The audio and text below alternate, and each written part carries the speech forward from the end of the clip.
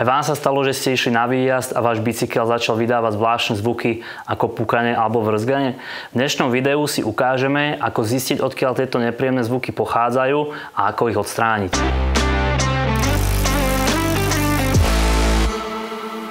Tieto zvuky pochádzajú väčšinou kvôli znečisteniu medzi dvomi dosadacími plochami komponentov alebo medzi rámom a komponentom. V dnešnom videu si ukážeme 5 najčastejších miest, odkiaľ môžu tieto zvuky pochádzať. V prípade, že sa nám pukanie ozýva z prednej časti bicykla, väčšinou to býva v upevnení riaditok do predstavca alebo predstavca na stĺpik vidlice. Zistíme to takým spôsobom, že zatlačíme buď na jednu stranu alebo na druhú stranu riaditok a bude sa nám ozývať pukanie. Takže v takomto prípade si zhodíme dole krytku predstavca a vyčistíme ju, namažeme a nanovo poskladáme naspäť.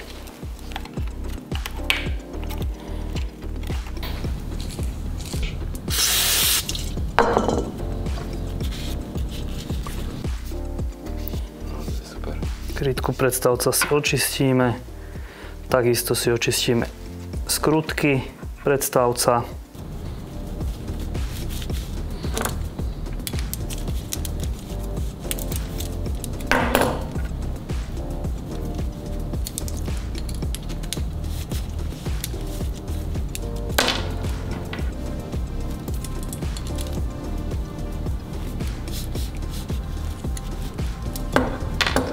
Očistíme si takisto dosadaciu plochu na predstavci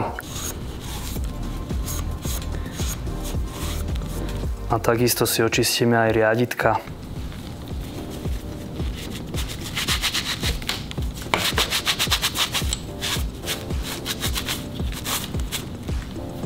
V našom prípade my máme karbonové riaditka a hliníkový predstavec, takže použijeme špeciálnu vazelínu na to určenú. Nanesieme ju na plochu predstavca a takisto si ju nanesieme aj na plochu krytky predstavca. Takto vyčistenú a namazanú krytku predstavca môžeme namontovať naspäť na bicykel. Samozrejme nemôžeme zabudnúť na to skrutky doťahovať na predpísaný moment, hlavne pri karbonových komponentoch.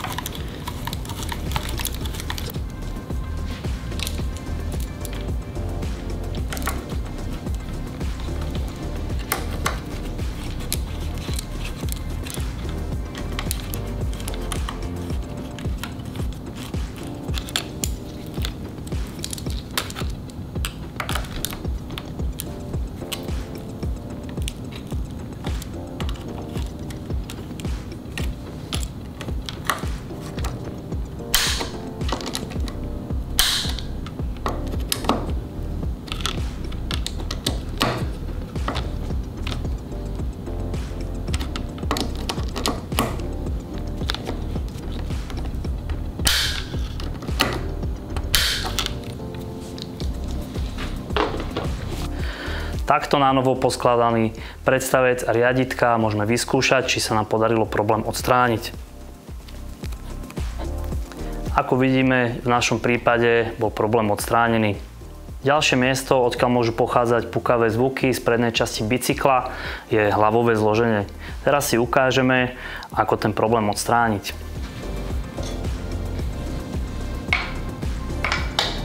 Najskôr si dole zhodíme koleso. Dáme si dole krytku predstavca. Povolíme si skrutky na predstavci.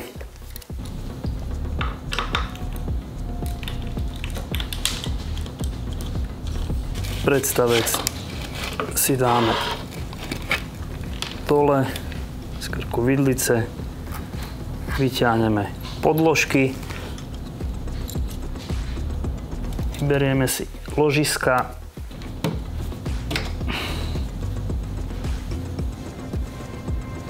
Očistíme si všetky časti hlavového zloženia.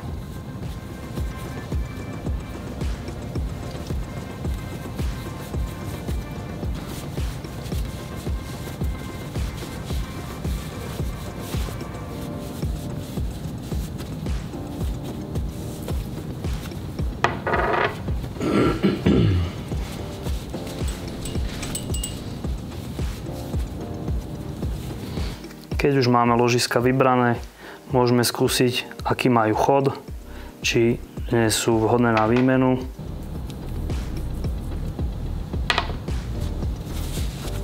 Takisto si očistíme korunku vidlice a celú vidlicu. Ako ďalší krok si očistíme dosadacie plochy na ráme.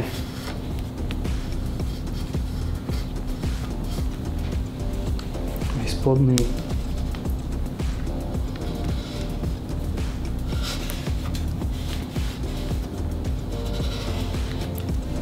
Keď máme dosadacie plochy očistené, môžeme naniesť znovu vazelínu.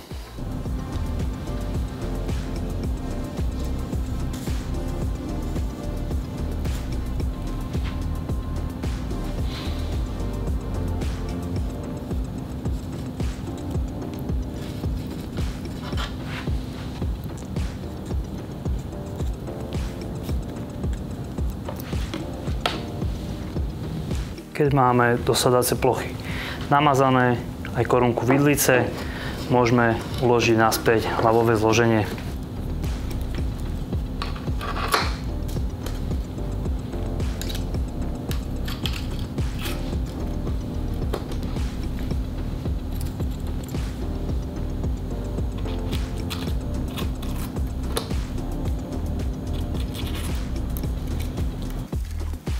Dáme si naspäť krytku hlavového zloženia a podložku. Ako posledné si dáme naspäť predstavec a hornú krytku predstavca.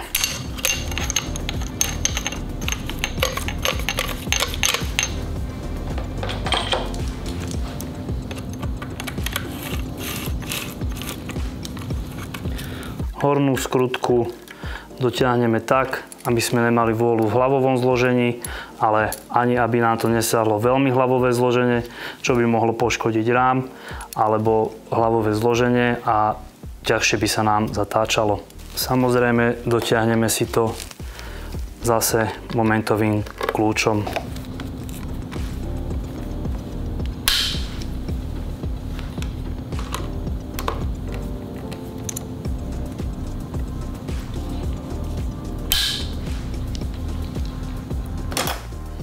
A hodíme si naspäť koleso.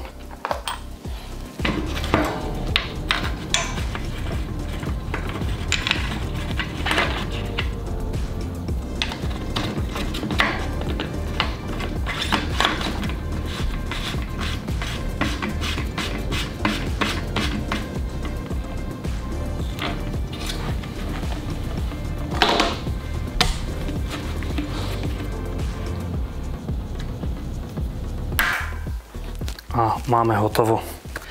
Takto vyčistené a nanovo namazané hlavové zloženie by nemalo vydávať už žiadne zvuky. Presunieme sa k strednej časti bicykla a ukážeme si, ako zistiť, či pukanie pochádza od stredového zloženia. Bicykel si položíme na zem, dáme si kľuku do spodnej polohy a jemne zatlačíme z jednej a z druhej strany.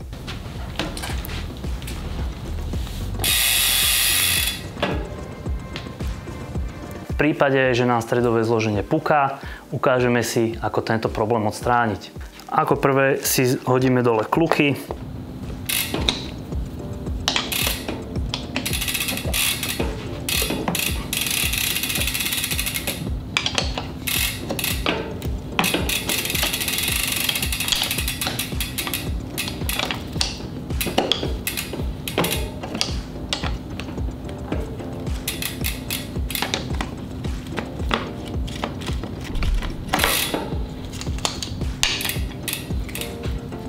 Ako vidíme, v stredovom zložení sa nachádza veľa špiny.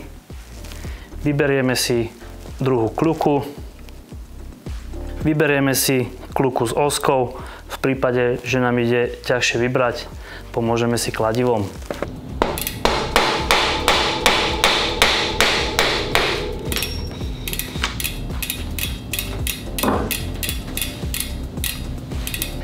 Takto zdemontované kluky si očistíme a namažeme a samozrejme aj stredové zloženie.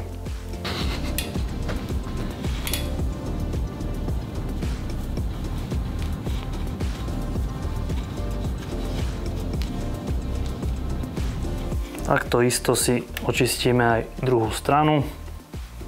Samozrejme očistíme aj príslušné podložky.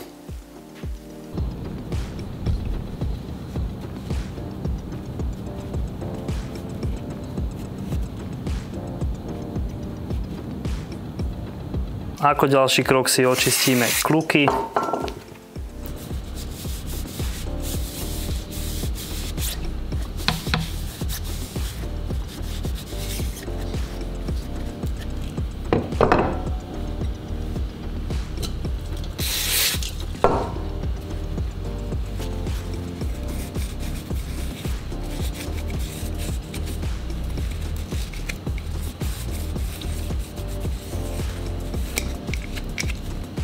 Takto očistené kluky si namažeme.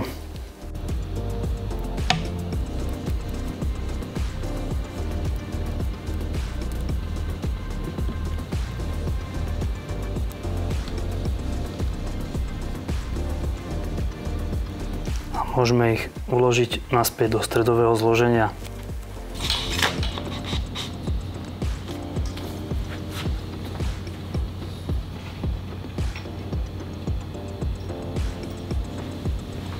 Namažeme si aj dosadacie plochy medzi stredovým zložením a podložkami a postupne ich naspäť poukladáme.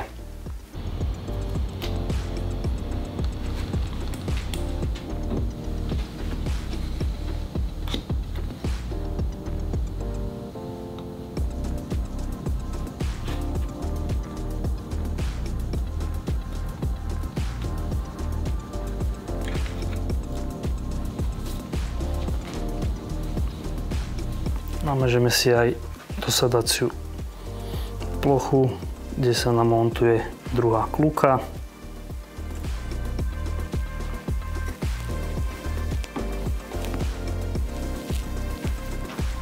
A namontujeme ju naspäť.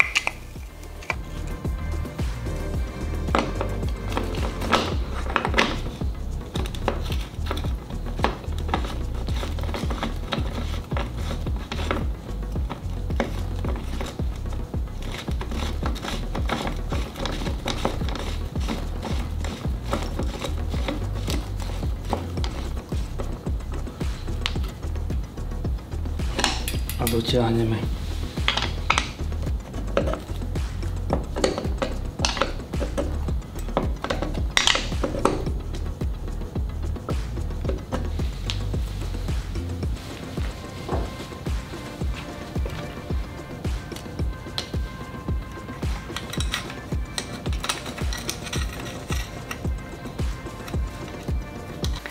Keď máme kluky naspäť poskladané rovnakým spôsobom, ako sme zisťovali, odkiaľ pochádza pukanie, zistíme, či bol tento problém odstránený. Ak vám puká sedlo, zistíte to takýmto spôsobom. Položíte si bicykel na zem a skúšate stláčať sedlo dopredu, dozadu a zapierať. Ak vám sedlo puká, ukážeme si, akým spôsobom tento problém odstrániť. Zdemontujeme si sedlo.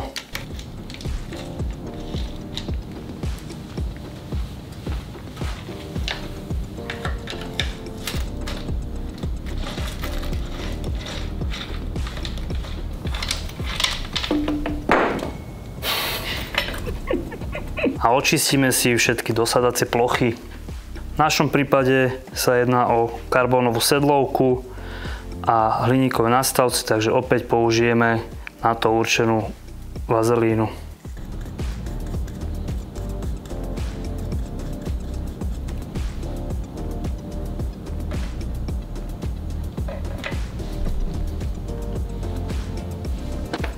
Takisto si očistíme aj skrutky.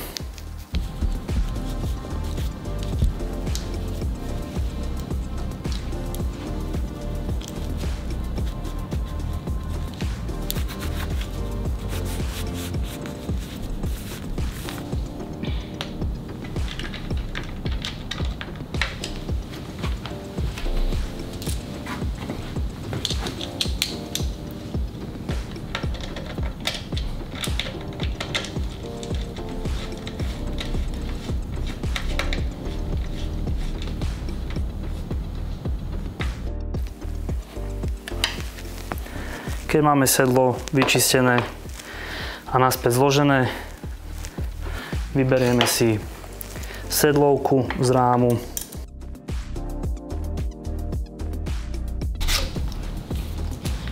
Ktorú si opäť očistíme.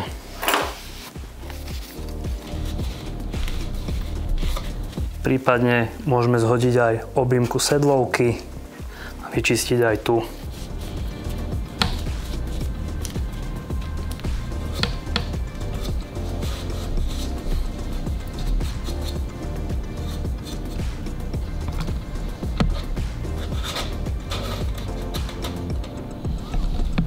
Namažeme si aj sedlovku.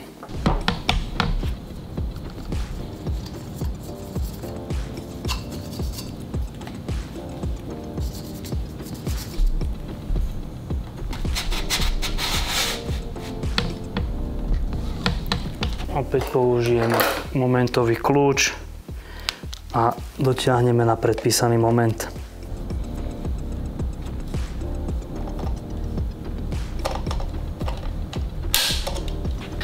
Ak to máme opäť celé poskladané, zistíme, či sme sa zbavili pukavého problému. Ak sa vám ozýva pukanie zo zadnej časti bicykla počas šľapania, pravdepodobne to bude päťka prehádzovačky a ukážeme si, ako tento problém odstrániť. Ako prvé si zdemontujeme koleso.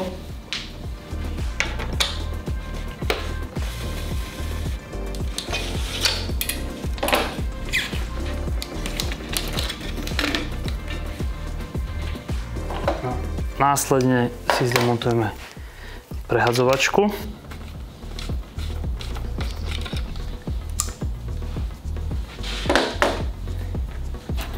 Takto zdemontované koleso a prehadzovačka nám umožnila demontovať pätku.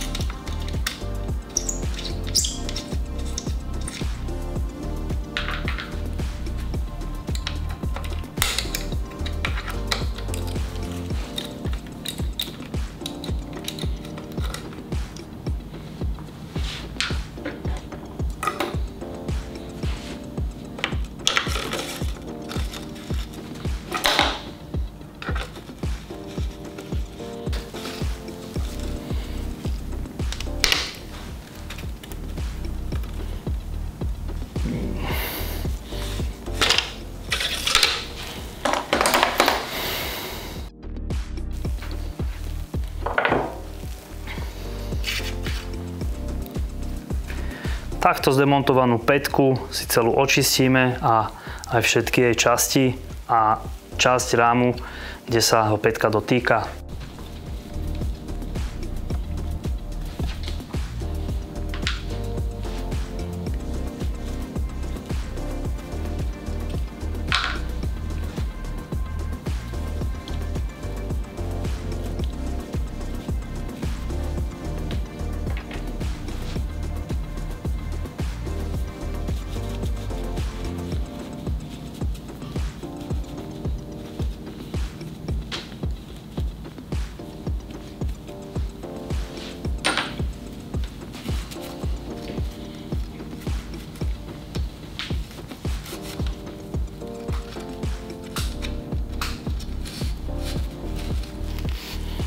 Keď máme rám a pätku očistený, nanesieme jemnú vrstvu vazelíny.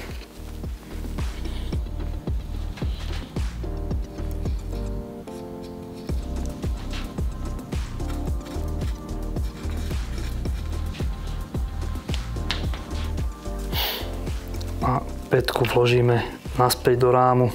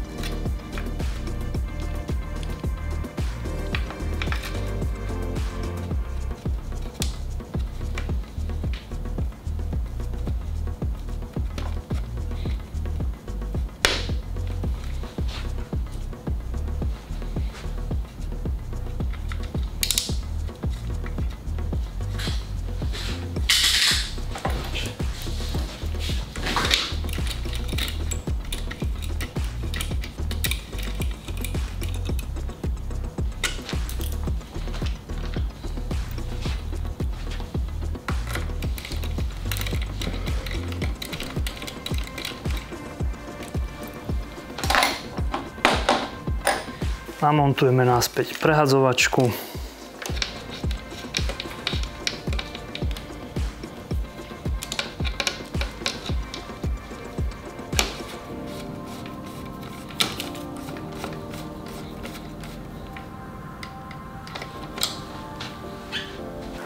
Nahodíme si naspäť koleso.